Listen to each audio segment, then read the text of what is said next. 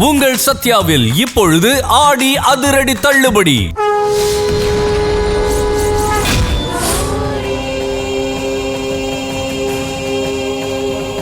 சரிடா அசோக், இப்ப என்ன நடந்துச்சுன்னு இவ்வளவு டென்ஷனா பேசிட்டு இருக்க? பெரியப்பா, துர்காவை கொல்ல முயற்சி பண்ணது வேற யாரும் இல்ல, மாயாதான்.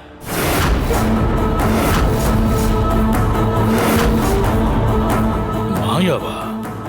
என்னடா சொல்ற? அவ எதுக்கு துர்காவை கொல்ல ட்ரை பண்ணணும்? அதான் எனக்கு தெரியல பெரியப்பா.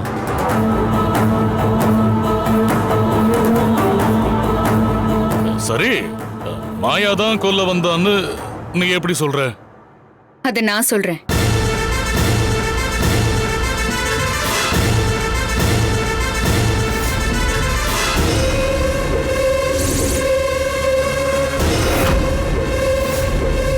வீட்ல இருக்கிற யாரோதான் துர்காவை கொல்ல ட்ரை பண்ணிருக்காங்க. ஆமா மேடம், எனக்கும் அதான் தோணுது.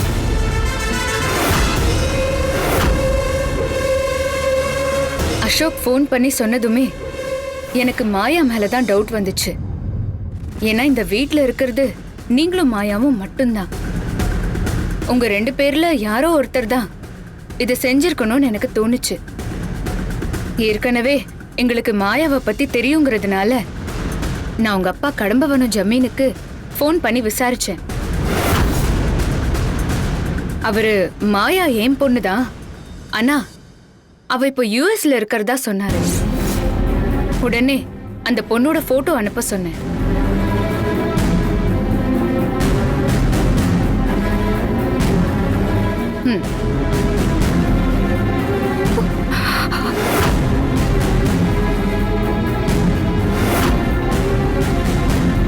இதுதான் அவர் அனுப்பின மாயாவோட உண்மையான போட்டோ. அப்போ இங்க இருந்தவ மாயாங்கிற பேரை சொல்லிட்டு வந்த போலியான ஒருத்தி.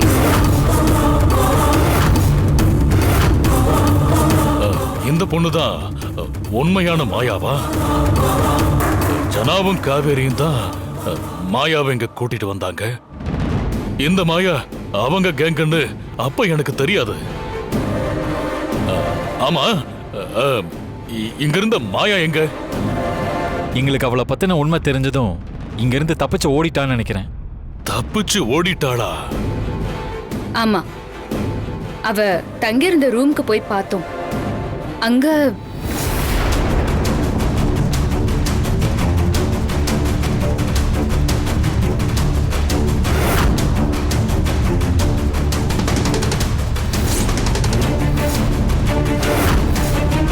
அசோக் மேடம், என்ன இதெல்லாம்?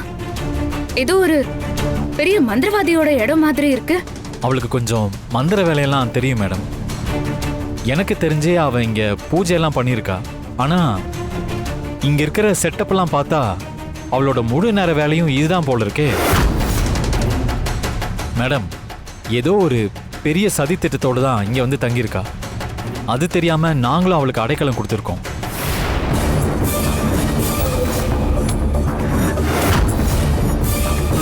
மாயா தப்பிச்சு போகல, அவளை கனகாதான் தடங்கூட தெரியாம அழிச்சிருக்கணும்.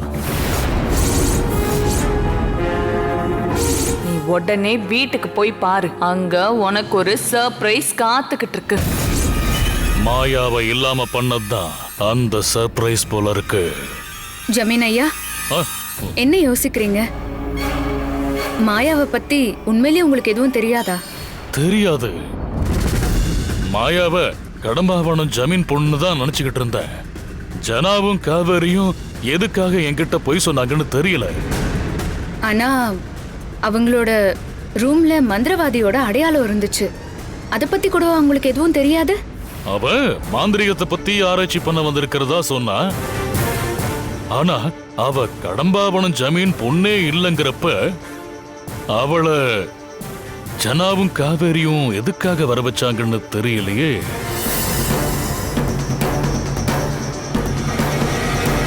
அம்மாவும் அப்பாவும் நம்ம குடும்பத்துக்கு இவ்வளவு பெரிய பாதகத்தை பண்ணுவாங்கன்னு நினைக்கல. என்னால நினைச்சு கூட பார்க்க முடியல பெரியப்பா. அதனாலதான் அவங்களோட மரணம் கூட என்ன பெருசா பாதிக்கவே இல்லை. இந்த இந்த வீட்டை சுத்தி நடந்த மர்மங்கள் எல்லாம் இப்பதான் ஒவ்வொன்னா அவிழ ஆரம்பிச்சிருக்கு. காவேரி, வீணா, ஜனான்னு இந்த வீட்ல நடந்த அத்தனை மர்மங்களுக்கும் மாயா சம்பந்தப்பட்ட ஏதோ ஒரு கேங் தான் காரணமா இருந்திருக்கு.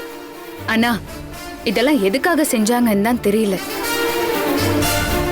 அதை கண்டுபிடிச்சாதான் நம்மளோட எல்லா கேள்விகளுக்கும் விடை கிடைக்கும். ஆனா இவ்ளோ விஷயங்கள் வெளியே வந்திருக்கே அப்படின்னா கூடிய சீக்கிரம் மத்த விஷயங்களும் வெளியே வரும்னு நம்பிக்கை இருக்கு. அசோக், நீங்க மாயா மேல ஒரு கம்ப்ளைண்ட் எழுதி கொடுங்க. அதை வச்சு நான் மத்த விஷயங்களை இன்வெஸ்டிகேட் பண்றேன். Okay madam. துர்கா, நீ ஒரு பேப்பரும் பேனா எடுத்துட்டு வா.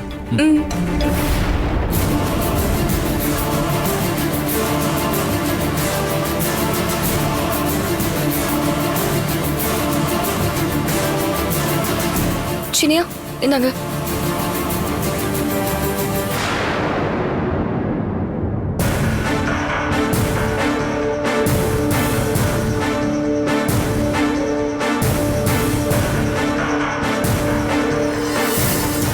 இந்தாங்க மேடம்.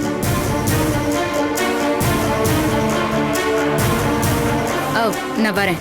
எதுவா இருந்தாலும் எனக்கு கால் பண்ணுங்க. சரிங்க மேடம்.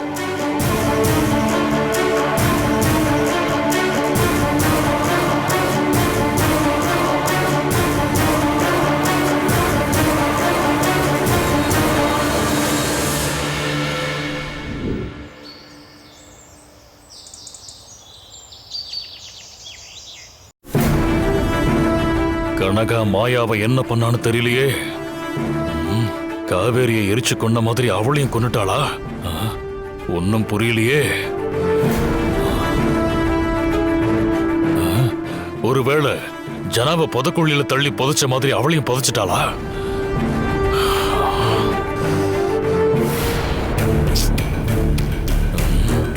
இல்ல வீணாவை கொன்ன மாதிரி தூக்குல போட்டு கொண்டு இருப்பாளா?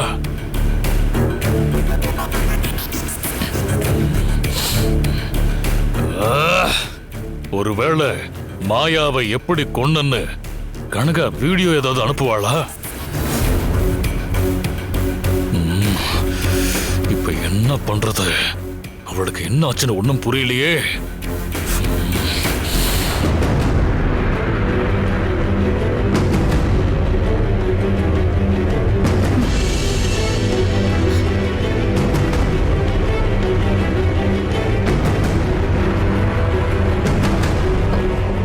என்னங்க?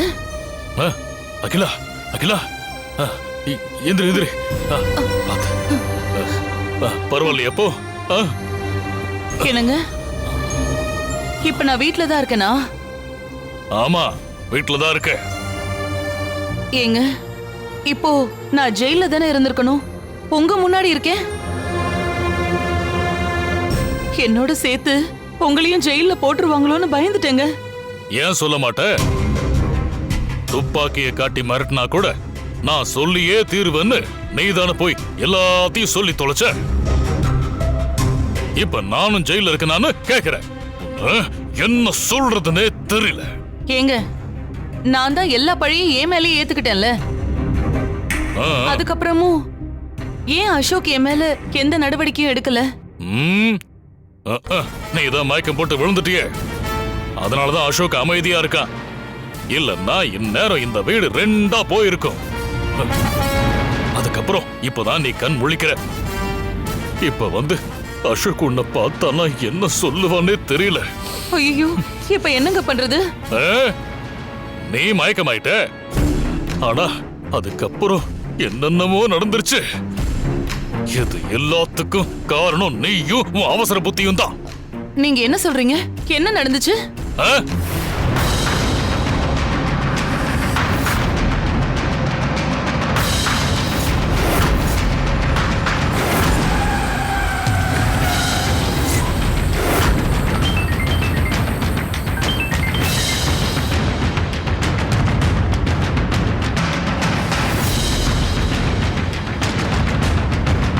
மாயா தப்பிச்சு போயிட்டாளா?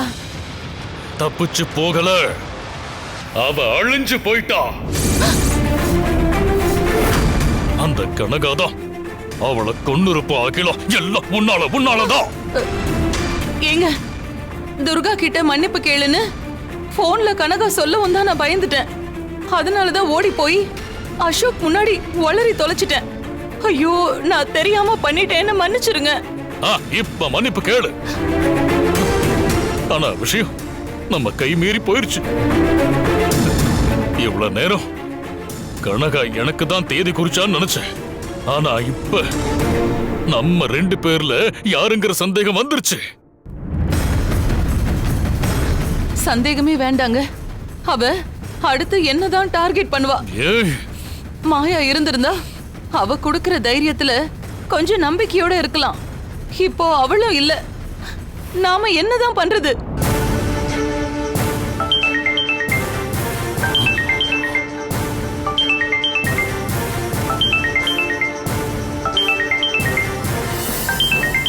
ஐயோ கனகா வாங்க.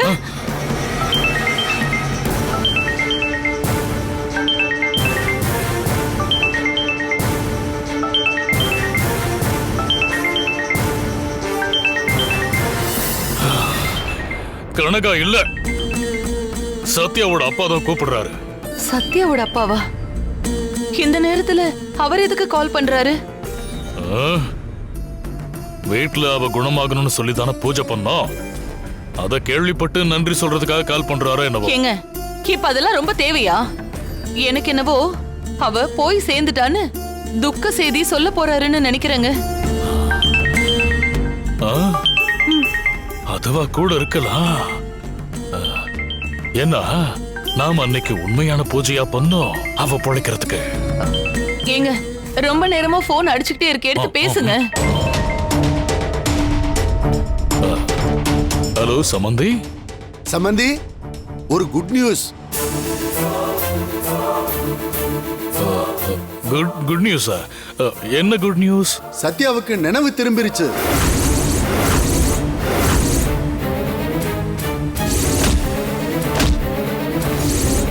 அதான் உங்களுக்கு உடனே சொல்லலான்னு கால் பண்ணேன். ரொம்ப ரொம்ப சந்தோஷம் சமந்தி. நல்ல செய்தியா சொல்லிருக்கீங்க. நாங்க உடனே அங்க வரோம். சீக்கிரம் வாங்க சம்பந்தி. ஓகே. என்னங்க இது? சாவு செய்தி வரும்னு பார்த்தா சத்யாவுக்கு நினைவு திரும்பிருச்சுன்னு சொல்றாரு. அவ பேர்ல பண்ண பூஜையால தான் பழிச்சிருப்பாளோ? இவ ஒருத்தி ஏதாவது உளறிக்கிட்டு அவளுக்கு நினைவு திரும்பிருச்சுன்னு சொன்னதும் என் மனசுல ஏதோ ஓடிட்டு இருக்கு. ஆமாங்க, சத்யாவை நினைச்சா எனக்கும் கருக்குன்னு தான் இருக்கு. அவளுக்கு சுயநினைவு வந்ததுமே கண்டிப்பா நம்மள பத்தி தான் சொல்ல பாப்பா. ஆனா அவரு தான் மகளுக்கு நினைவு திரும்பினத ரொம்ப சந்தோஷமா சொல்றாரே. அப்படியெல்லாம் இருக்காது. அந்த சத்யாவுக்கு நினைவு திரும்பி இருக்கும், ஆனா இன்னும் பேச ஆரம்பிச்சிருக்க மாட்டா.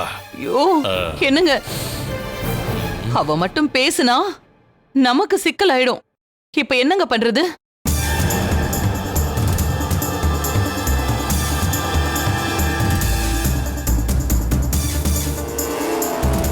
அவ பேச ஆரம்பிக்கிறதுக்கு முன்னாடியே அவ மூச்சை நிறுத்த வேண்டியதுதான்.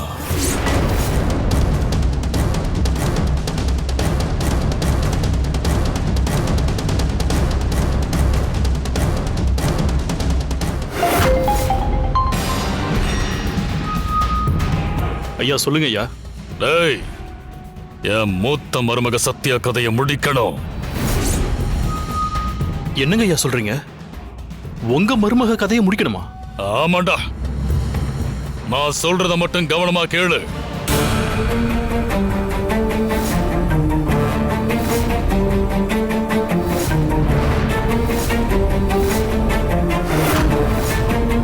சீக்கிரம் முடி. சரிங்க ஐயா, நான் இப்பவே போறேன். வேலை முடிஞ்சதும் உங்களுக்கு ஃபோன் பண்றேன்.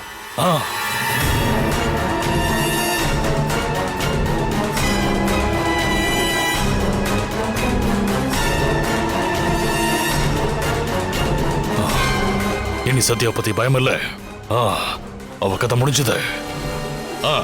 அகிலா, நீ இப்படியே மயக்கத்தில் இருக்கிற மாதிரி நடி. மத்ததெல்லாம் நான் பாத்துக்கிறேன். சரிங்க. ஆனா எத்தனை நாளைக்கு நான் இப்படியே நடிக்க முடியும்? இந்த அசோக் என்ன விட மாட்டானே.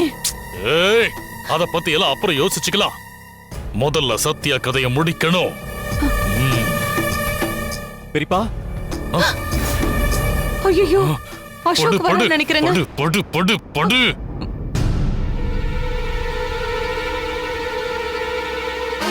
வாப்பா. என்னப்பா? பெரியப்பா, நம்ம உடனே சத்யா நீ வீட்டுக்கு போகணும். ஆ, சத்யா வீட்டுக்கா? எதுக்குப்பா? சத்யா அன்னைக்கு நிலவு திரும்பிடுச்சான். ஆ, இப்பதான் மாமா ஃபோன் பண்ணி சொன்னாரு. ஆ, அப்படியா? கடவுளே, சத்யாவுக்கு நினைவு திரும்பிடுச்சா? ஆமா பெரியப்பா, வாங்க நம்ம உடனே அண்ணிய பாத்துட்டு வந்துடலாம். அதுக்கு என்னப்பா, உடனே கிளம்பலாம். கடவுளே, சத்யா இந்த வீட்டோட மூத்த மருமக, இந்த குடும்பத்தோட குல கொழுந்து. அவளை காப்பாத்தி கொடுத்துட்டப்பா, காப்பாத்தி கொடுத்துட்ட. பாவம் அகிலா சத்யா குணமாகணும்னு அவளுக்காக பூஜையெல்லாம் பண்ணா. அகிலா பண்ண பூஜை பழிச்சிருச்சு. ஆனா பாரு, ஆனா இப்ப இவ இப்படி படுத்த படுக்கையா இருக்காளு. பெரியம்மாவுக்கு ஒண்ணும் ஆகாது, நீங்க கவலைப்படாதீங்க. வாங்க நம்ம போய் அண்ணிய பார்க்கலாம். வாங்க. பாத்துப்பா. நான் அனுப்புன ரவுடி போய் சத்யா கதையை முடிக்கிறதுக்கும் நாம போய் சேர்றதுக்கும் டைம் சரியா இருக்கும்னு நினைக்கிறேன். அகிலா, நான் போயிட்டு வரேன்.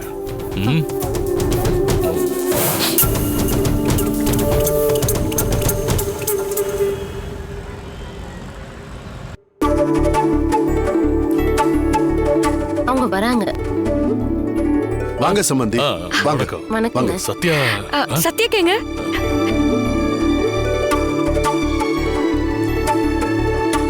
அப்பா, அக்கா எங்க? வாங்க. வா கௌரி.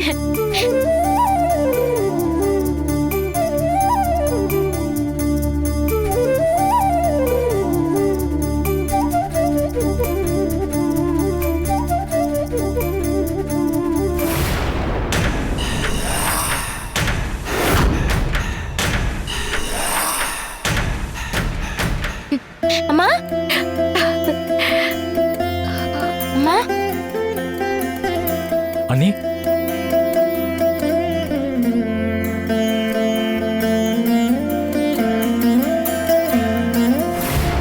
அண்ணி. சத்யாக்கா, சத்யாக்கா.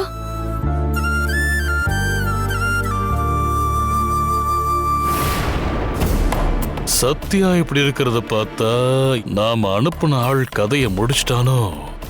ஆனா அவன் ஏன் இன்னும் போன் பண்ணாம இருக்கான்? அம்மா,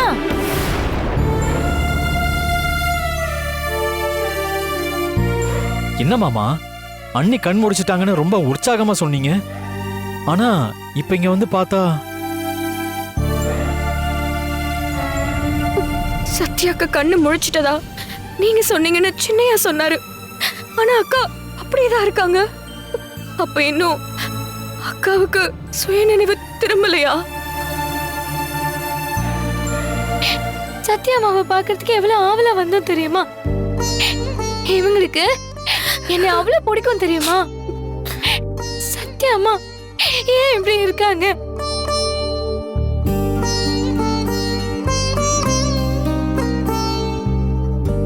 மாமா, போன்ல அண்ணி நல்லா ஆயிட்டாங்கன்னு சொன்னீங்க. ஆனா அண்ணி அப்படியே தான் இருக்காங்க.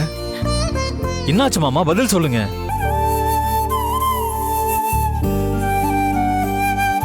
சம்பந்தி, மருமகளை பார்க்க நாங்க ஆவலா வந்தோம். ஆனா சத்யா இப்படி இருக்கான்னா சத்யாக்கு என்னாச்சு? சம்பந்தி, சத்யாவுக்கு நினைவு திரும்பிருச்சுன்னு சொன்னதெல்லாம் உண்மைதான். ஆஹா. ஆனா நீங்க வர்றதுக்குள்ள என்ன ஆச்சுன்னா, ஆ, ஆ.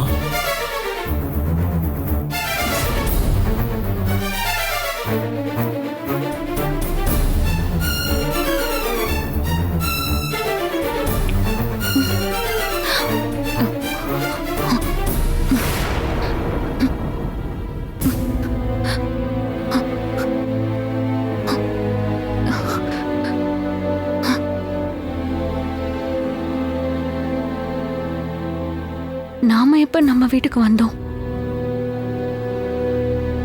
ஆவுடையனும் அகிலாவும் என்னை எத்தனை முறை கொல்ல பார்த்திருக்காங்க.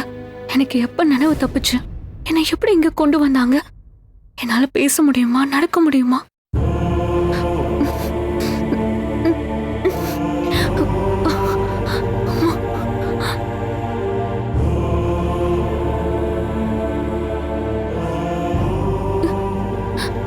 அம்மா, அம்மா, சத்யா, சத்யா, அம்மா, அம்மா, சத்யா, அம்மா, அம்மா, உனக்கு நினைவு திரும்பிடுச்சு சத்யா. சத்யா, எவ்வளவு நாள் ஆச்சுமா? அம்மா, நான் எப்படிம்மா இங்க? மாப்பிள்ளை வீட்ல நீ சுயநினைவே இல்லாம இருந்தம்மா. சம்மந்தி வீட்ல எதுக்கு கஷ்டம்னு நாங்க உன்னை இங்க கொண்டு வந்துட்டோம்மா. கொஞ்ச நேரத்துக்கு முன்னாடி உனக்கு நினைவு திரும்பிச்சு. கண் முழிச்சு எங்க எல்லாரையும் பார்த்து, ஆனா ஒரு வார்த்தை கூட பேசலம்மா. இப்ப நீ பேசிட்டம்மா. என் வேண்டுதல் பலிச்சிடுச்சு. கனகதுர்கா நம்மள கைவிடலம்மா. அம்மா, அப்பா எங்கம்மா? அப்பா வெளியில டாக்டர் கிட்ட போன் பேசிட்டு இருக்காரு. இரு, நான் அவரை கூட்டிட்டு வரேன். அம்மா, என்னம்மா?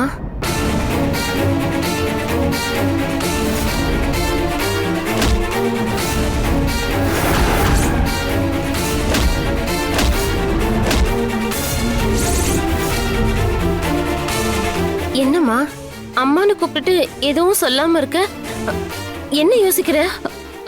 அம்மா, நான் உடனே போலீஸ்க்கு ஒரு ஃபோன் பண்ணணும். என் ஃபோன் எங்கம்மா? சத்யா, இவ்வளவு நாள் சுயநினைவு இல்லாம இருந்து இப்பதான் நினைவு திரும்பி பேச ஆரம்பிச்சிருக்க. ஏதோ ஒரு அசம்பாவிதம் நடந்துதான் உனக்கு இப்படி ஆயிடுச்சுன்னு சொல்றாங்க. எந்த வம்பு தும்பும் வேண்டாம்மா. நீ நல்லா இருக்கணுமா? இப்ப எதுக்கு நீ போலீஸ்க்கெல்லாம் ஃபோன் பண்ணணும்னு சொல்ற? அம்மா, இப்போ உனக்கு விளக்க சொல்ல எனக்கு நேரம் இல்ல. உடனே போலீஸ் கிட்ட பேசி ஆகணும். என் போனு கொடுமா. உன் போனுக்கு சார்ஜே போடுறது இல்லம்மா. சரி இரு, நான் அப்பாவை கூட்டிட்டு வரேன். அம்மா, அம்மா,